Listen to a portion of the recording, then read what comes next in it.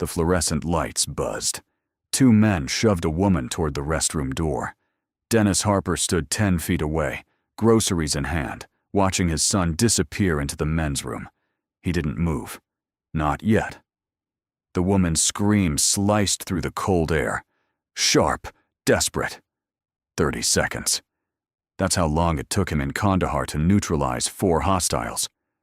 But this wasn't a mission. This was aisle 7 of a suburban grocery store on a Tuesday night.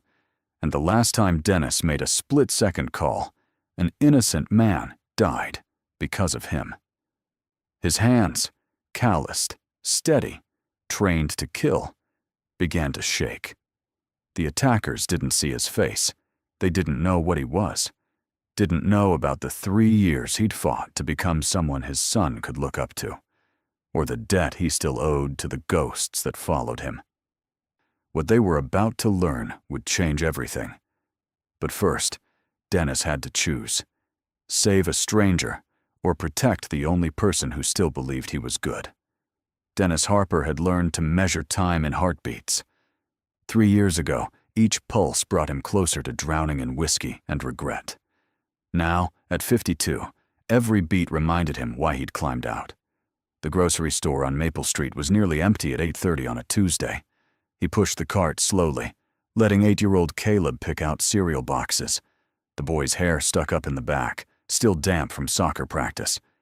These Tuesday night runs were their tradition, 6 months running. Normal father-son time. He'd been discharged from the Navy SEALs 7 years ago with honors and nightmares. His wife Rachel had understood, held him through the worst of it. Then, breast cancer took her in 6 months, and Dennis discovered his training meant nothing against an enemy he couldn't fight. The bottle became his mission. Caleb became collateral damage. The family court judge had been clear. One more incident, and Caleb would go to Rachel's sister permanently. Dennis rebuilt himself from wreckage, one day at a time. Moved them to this small town where he could just be dad. Caleb turned, holding up 2 boxes. "Which one, Dad?" Dennis studied them with mock seriousness. "Left one's got more marshmallows." Caleb grinned and tossed it in the cart. They moved through aisles in comfortable rhythm. Frozen pizza, denied.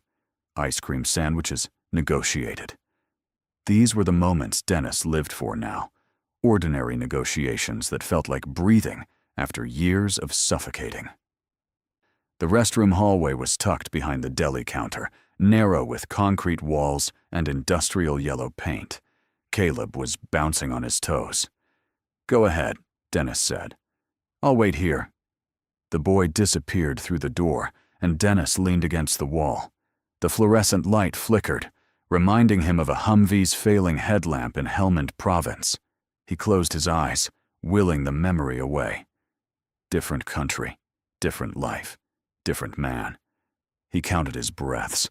In for 4, hold for 7, out for 8. Then he heard it. A woman's voice, raised in protest, cut off mid-word. The solid thump of a body hitting a wall. Dennis's eyes snapped open. 2 men were dragging a woman toward the women's restroom 10 feet away, movements quick and practiced. She wore a server's uniform. One man had her arm twisted. The other pushed open the restroom door. Professional. Coordinated. Dennis's mind cataloged details automatically. White male, 6'2", leather jacket. Hispanic male, 5'10", gym build. Both carrying, probably, knives. Dennis froze. Every instinct screamed at him to move, to neutralize the threat. 30 seconds. That's all it would take. But his feet stayed planted. Because Caleb was 15 feet away.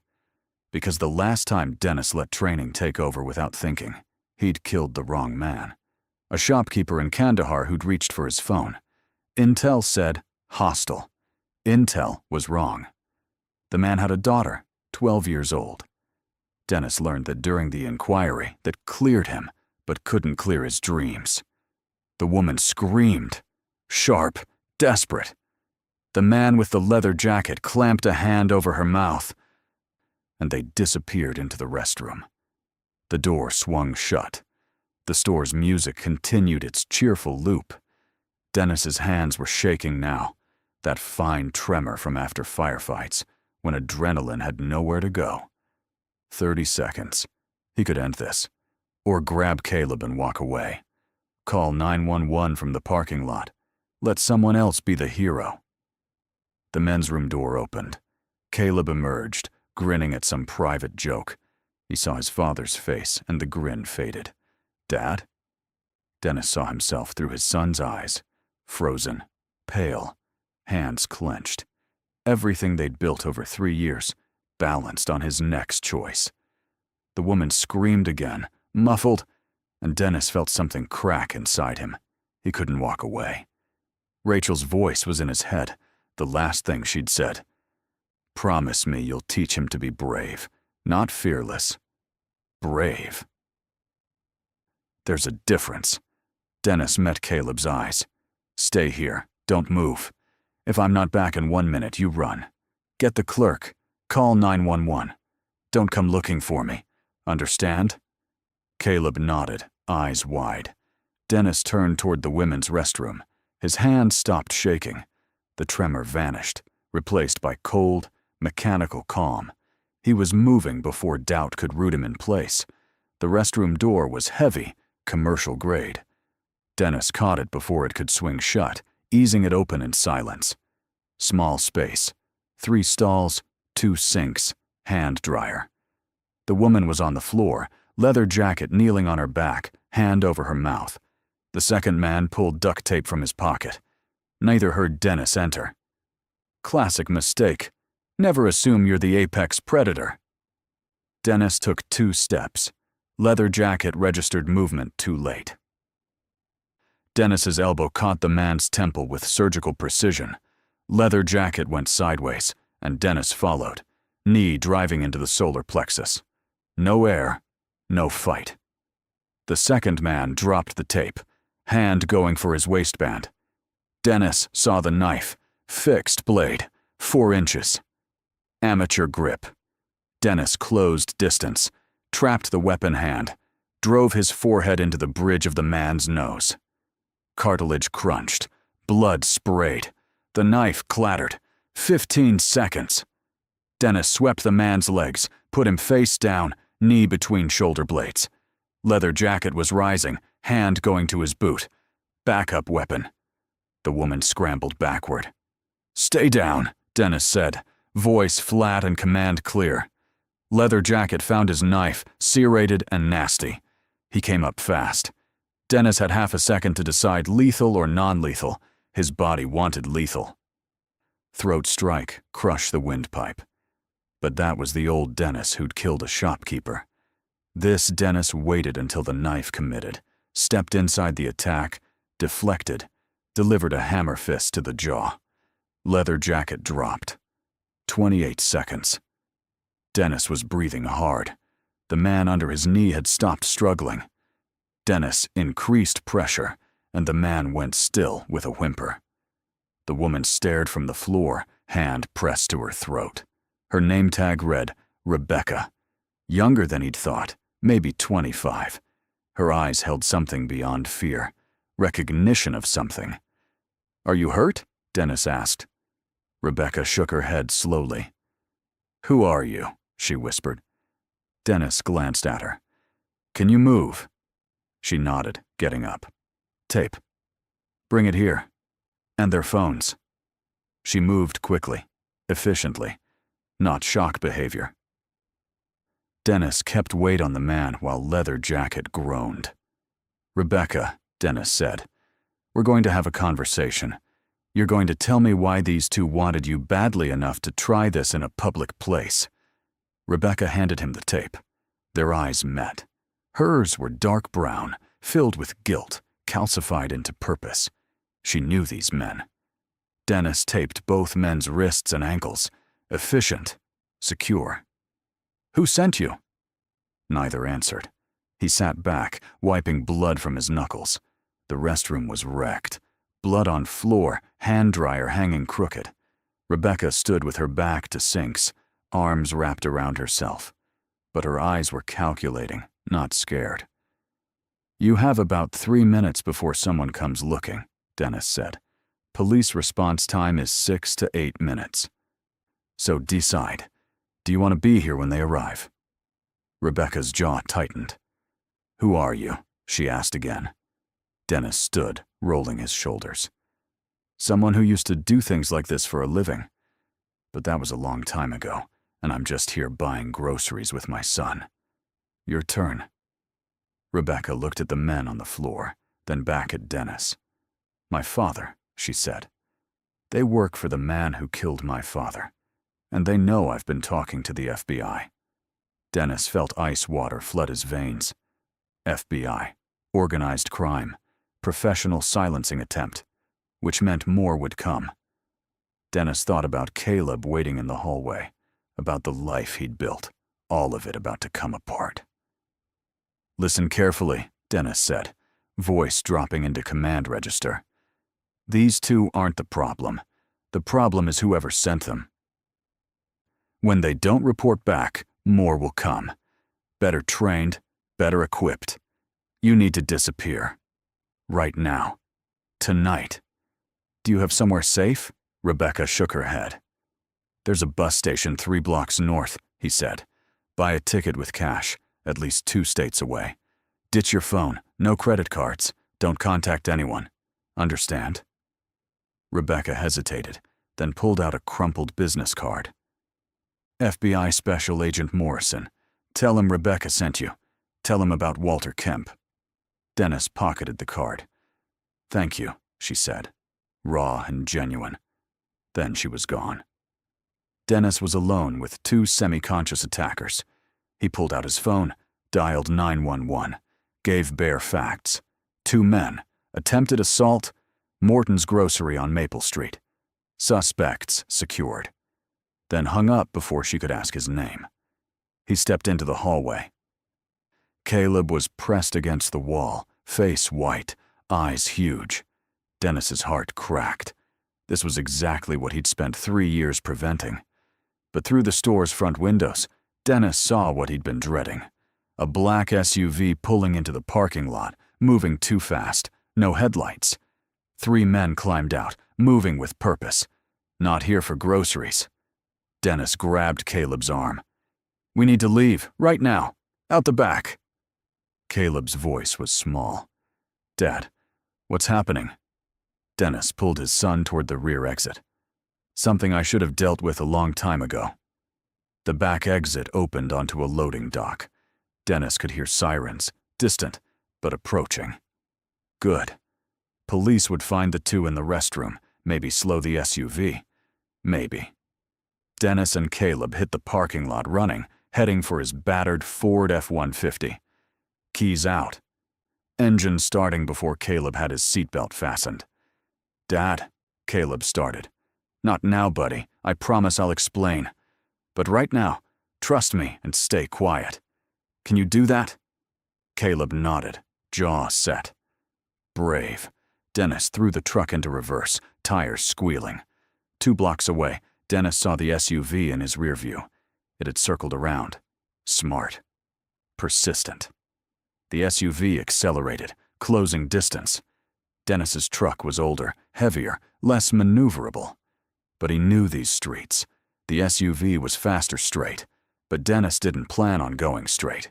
He took a hard right onto Oakwood, the truck protesting. Caleb grabbed the door handle, eyes wide but silent. Good kid. Dennis knew where he was going. The old quarry on the east side, closed for 2 years. The road up was gravel, narrow, full of switchbacks. The SUV's low profile would be a disadvantage. He pushed the accelerator down. 50, past 60. Too fast for residential streets, but Dennis had run out of options. The SUV matched their speed, 3 car lengths back. The driver was mid-30s, focused, professional, not emotional, just doing a job. Caleb's voice cut through engine noise. "Dad, are we going to die?" 8 years old, learning the world had teeth. Dennis kept his eyes on the road. "No, I'm not going to let that happen." The turnoff to the quarry appeared. Dennis yanked the wheel, and the truck fishtailed onto gravel. Loose stones pinging, steering wheel fighting his grip. Four-wheel drive engaged. In the mirror, the SUV took the turn and started to slide. But the driver was good. The SUV straightened and kept coming. The quarry road climbed, switchbacks tighter. Dennis took each turn faster than smart. The SUV was losing ground, low clearance scraping on rocks. Not enough. Dennis saw it ahead. The old access gate, closed and chained. Rusted chain, brittle gate. Worth a shot. Dennis aimed for center, accelerated. Caleb braced. The impact was tremendous, metal shrieking as the gate tore from hinges. The chain snapped. The truck bucked, and Dennis fought to keep them on the road.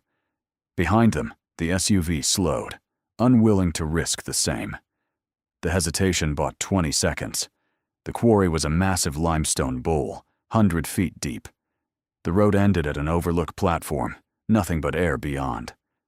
Dennis slammed brakes, sliding to a stop 10 feet from the edge. No way forward.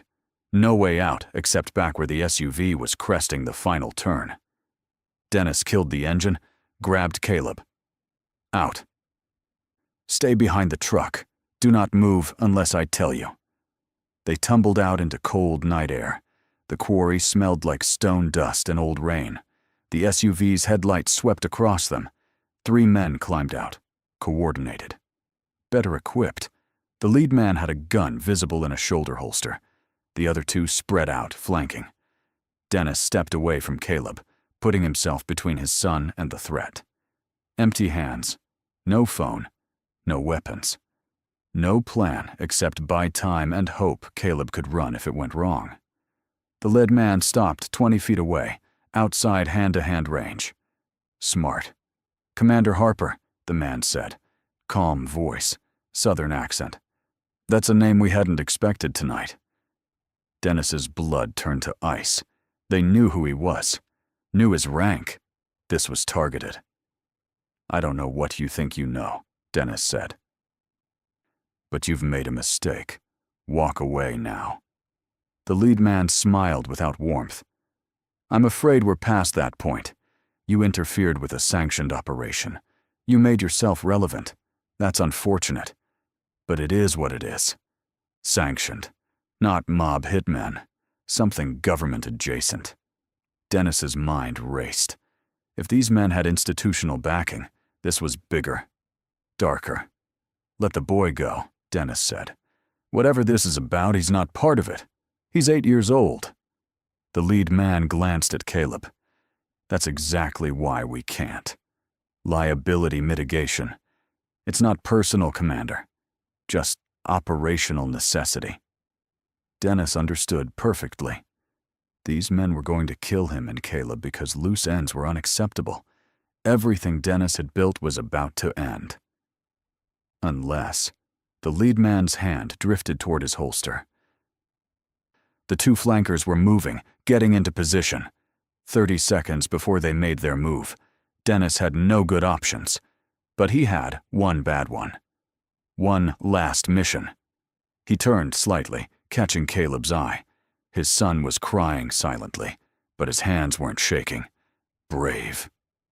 Caleb, Dennis said softly. When I move, you run. Straight back the way we came. Don't look back. Don't stop. Find someone. Tell them to call Special Agent Morrison, FBI. Say Rebecca sent you. Understand? Caleb's voice was a whisper. Dad, no. Dennis cut him off. I love you, buddy. Every single day of the last 3 years, you've been the reason I kept going. I need you to be brave one more time. Can you do that for me? Caleb nodded, tears streaming. The lead man was giving orders, but Dennis wasn't listening. He was counting heartbeats, measuring distances. 3 men, 3 weapons, 20 feet, against a 52-year-old construction worker with 3 years of rust. But Commander Dennis Harper wasn't dead. He'd just been sleeping. Dennis moved. He didn't go for the lead man. That was expected. Dennis sprinted left, toward the flanker. The man's hand was halfway to his weapon when Dennis closed distance. Straight tackle, and they went down hard. Dennis drove his elbow into the man's throat, felt cartilage give.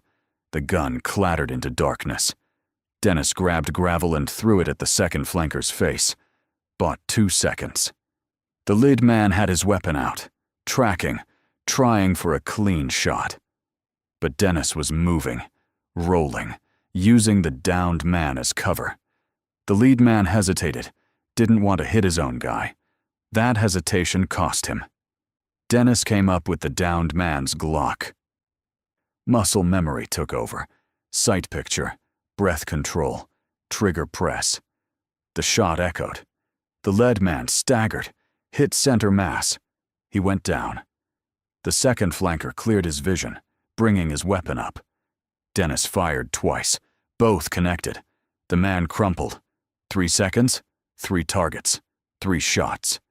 Just like training. Except his hands were shaking now, the gun feeling 50 pounds. Dennis stood on unsteady legs, weapon raised, sweeping for threats. Nothing. The quarry was quiet except for ragged breathing and Caleb sobbing. Dennis lowered the gun, let it fall. His hands were sticky with blood. He turned. Caleb was still there, hadn't run. Brave, stubborn kid. Dennis crossed the distance and pulled his son into his arms. Caleb clung to him, shaking, crying into his shoulder. Dennis held him, one hand cupping his son's head. The other wrapped around small shoulders. "I'm sorry," Dennis whispered. "I'm so sorry you had to see that." They stood there while sirens wailed in the distance.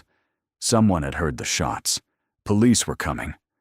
Dennis would have to explain all of it. The grocery store, the chase, the shooting. 3 bodies. He'd have to explain Rebecca and Walter Kemp and whatever conspiracy sent trained killers. He'd have to explain to Caleb why his father knew how to kill 3 men in 3 seconds. But for now, Dennis just held his son and felt the weight of what he'd done, what he'd had to become again. The police arrived with lights and noise and shouted orders. Dennis released Caleb slowly, raised his empty hands. "My name is Dennis Harper," he called out. "Former Navy SEAL. 3 hostiles down, no civilians injured. I need to speak with FBI Special Agent Morrison. It's about Rebecca and Walter Kemp." Officers approached cautiously, weapons drawn. Dennis stood perfectly still. Caleb pressed against his side. One officer cuffed him, standard procedure. Another checked the 3 men, calling for ambulances.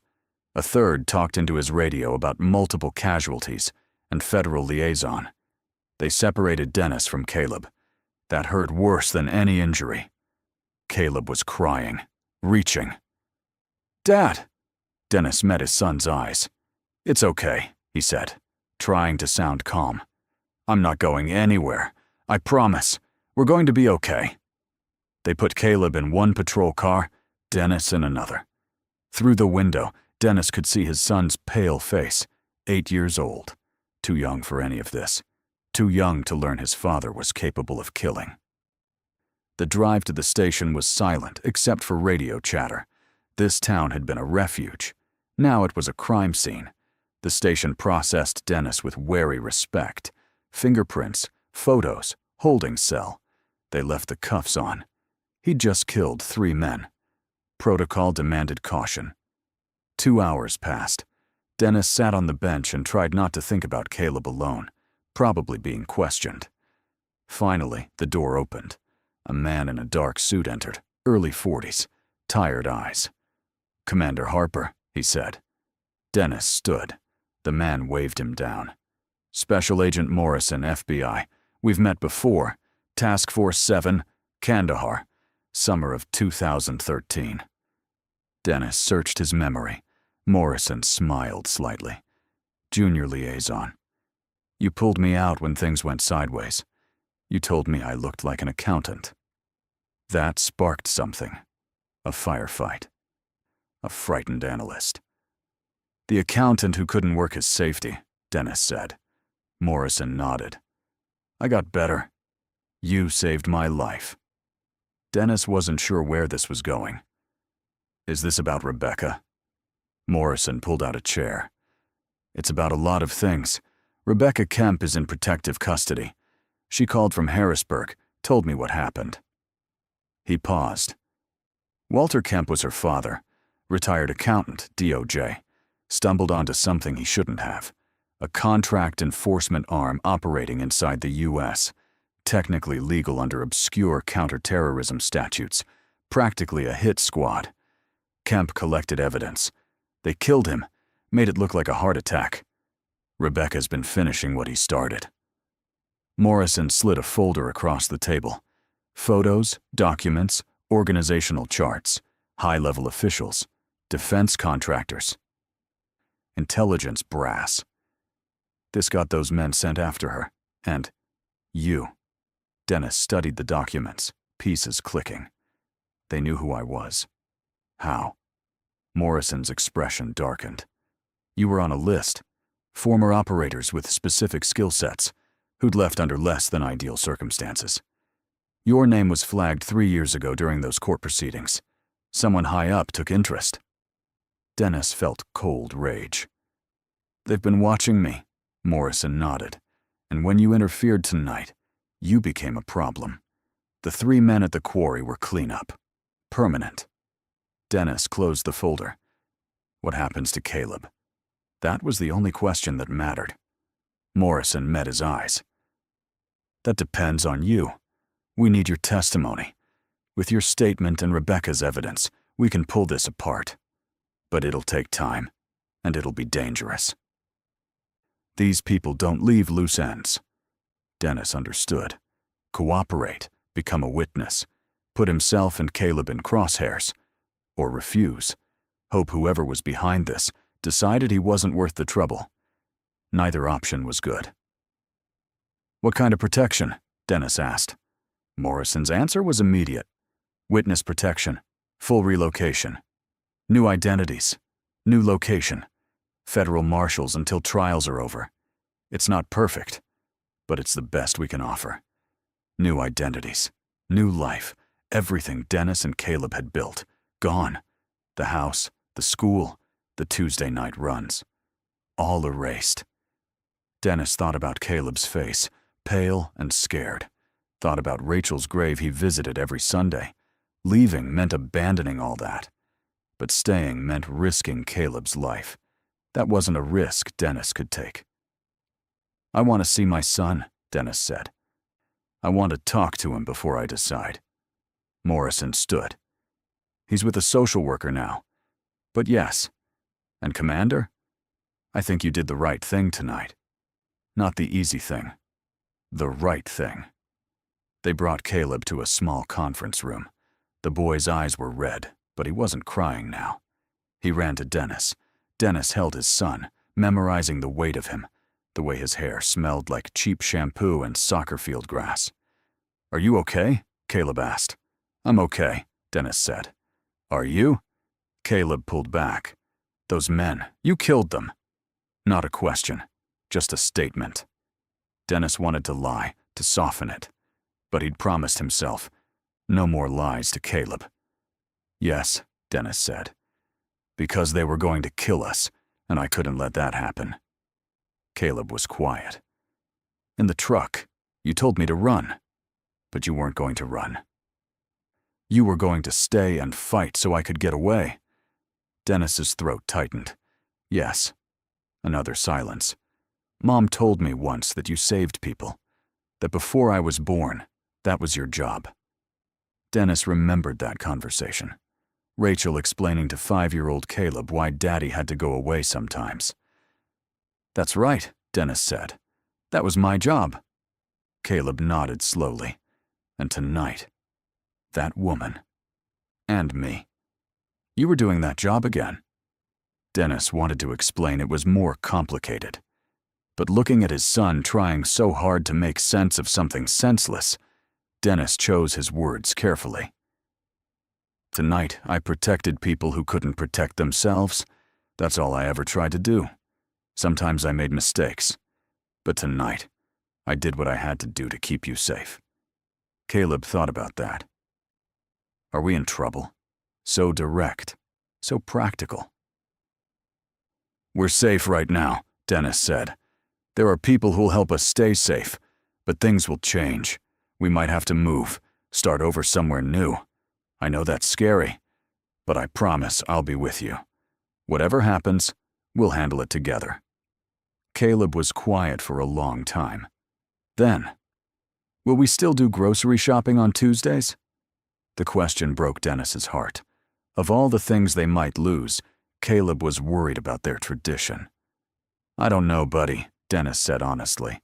"But wherever we end up, we'll find new traditions, new normal things that are just ours. I promise." Caleb nodded. Then he looked up with eyes too old for 8. "Dad, those men you fought, were they bad people?" Dennis considered. In his old life, enemies had been clear-cut. Tonight's enemies had been American citizens, possibly under government authority. But Caleb needed an answer he could understand. "They were people who made bad choices," Dennis said. "They were trying to hurt innocent people, and they were going to hurt us to cover it up.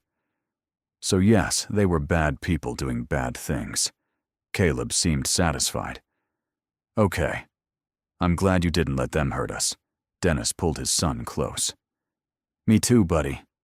Agent Morrison returned with paperwork. Witness protection would begin immediately. Safe house short-term while arrangements were finalized. New names, new backgrounds, marshals until trials concluded.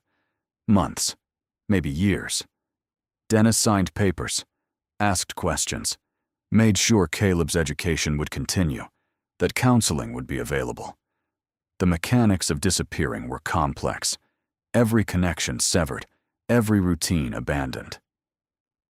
They couldn't tell anyone where they were going. Rachel's sister would get a call saying they were fine, but couldn't be contacted. School would be told they'd moved. The house would be sold by a third party. Everything tied off cleanly. It was efficient, necessary, and it felt like dying. They left the station before dawn in an unmarked sedan with 2 marshals. Caleb fell asleep against Dennis's shoulder. Dennis stared out the window as the town slipped past. The grocery store cordoned with police tape, their truck still at the quarry. Their house, Caleb's room with its posters, the kitchen where Dennis had learned to cook sober, the backyard with tomatoes that would never be harvested, all left behind. Dennis felt the weight pressing down. He'd wanted so badly to be normal. But the war he thought he'd left had been waiting all along. The safe house was anonymous, ranch style in a suburb 2 states over. Bland neutrals, serious security system. The marshals showed them panic buttons, explained protocols. Caleb took it in with wide eyes. This was an adventure to him, or trying to be. Children were resilient. Dennis was grateful. When the marshals left them alone, Dennis made breakfast. Scrambled eggs and toast. Simple and familiar. They ate in silence. The kitchen had a window looking out on a backyard that wasn't theirs. Everything starting over. Again. Finally, Caleb spoke. "What do we do now?" Dennis set down his fork. "We live. We stay safe. We help the good guys, and we figure out what comes next. One day at a time." It sounded like an AA slogan, but it was all Dennis had. One day at a time. Building a new life from wreckage. He'd done it before. Could do it again. Had to. Because giving up wasn't an option. Dennis looked at his son pushing eggs around his plate. "You okay, buddy?" Caleb shrugged. "I miss home." The words carried the weight of everything they'd lost. Dennis nodded. "Me too. But we'll make this place home. It'll take time, but we will. Remember how bad things were 3 years ago? Look how far we came. We can do it again." Caleb looked up, something in his eyes. Not quite hope, but maybe the beginning. "Promise?" Dennis reached across the table, put his hand over his son's. "Promise. We're going to be okay. Different than before, but okay. I've got you, and you've got me. That's all we need." It was a promise he couldn't guarantee. But it was what both needed to believe. Dennis said it like it was true, and Caleb accepted it. They finished breakfast. Cleaned dishes. Dennis showed Caleb the bedroom, bigger than his old room, window facing east. Caleb explored cautiously. "It's nice," he said. Not enthusiastic, but accepting. 8 years old, learning to make the best of circumstances. So much like his mother. 3 months after that night, Agent Morrison called with news. Grand jury handed down indictments this morning. 15 people, including 2 congressmen and a deputy director at DOD. We're executing warrants now. It's going to be a media circus, but the core conspiracy is broken. Dennis felt something unclench. "And Rebecca?" Morrison's voice warmed. "She's good. Testifying this week, then relocating. She asked me to thank you. Said you saved her life." Dennis thought about the woman in the grocery store. She would have done the same. Morrison laughed. "Maybe. But you're the one who actually did it. The trials will start in 6 months. You'll need to testify, probably multiple times. But after that, assuming convictions, you and your son can choose. Stay in the program, or return to your old identities. Return to their old identities. Go back to that town, that life." Dennis tried to imagine it and couldn't. Too much had changed. Caleb had a new name now, new friends. Dennis had a new job. Going backward felt impossible. Maybe they'd stay Christopher and Chris Mason. Maybe they'd find a third option. That was for later. For now, Dennis said, "Thank you," and hung up. He stood in the kitchen of a house starting to feel like home. Caleb was at soccer practice. Dinner needed planning. Normal father stuff. Dennis smiled. He could do this. One day at a time. A year passed. Then another. The trials concluded with convictions. The conspiracy was exposed. Key players imprisoned. Rebecca started a foundation in her father's name. Morrison got a promotion. The world moved on. Dennis and Caleb, Christopher and Chris Mason, now, legally and permanently, stayed in their adopted town. Caleb grew. 10 years old, then 11. He played soccer, learned guitar, brought friends home who knew nothing about Navy SEALs or shootouts. Sometimes Dennis caught him looking thoughtful, knew he was remembering. But mostly Caleb was just a kid, which was all Dennis had wanted. Dennis kept working construction, saved money, attended AA meetings. 3 years had become 5, heading toward forever. He visited Rachel's grave once a year, bringing flowers, telling her about Caleb's achievements. The grave never answered, but Dennis didn't need it to. The conversation was with his memory of her, with the version of himself that had loved her and failed her, and ultimately honored her by becoming the father she'd wanted. It was enough. More than enough. On a Tuesday evening 5 years after that night, Dennis and Caleb stood in the cereal aisle of their local store. Different store, different state, different life. But the routine was the same. Scanning boxes, debating sugar content, negotiating. Caleb was 13 now, all gangly limbs. He grabbed a box, tossed it in the cart. Dennis raised an eyebrow. "That's got more sugar than actual grain." Caleb grinned. "You're getting soft in your old age, Dad." Dennis laughed. "Watch it, kid. I can still take you." Just father and son, bickering over groceries on a Tuesday night.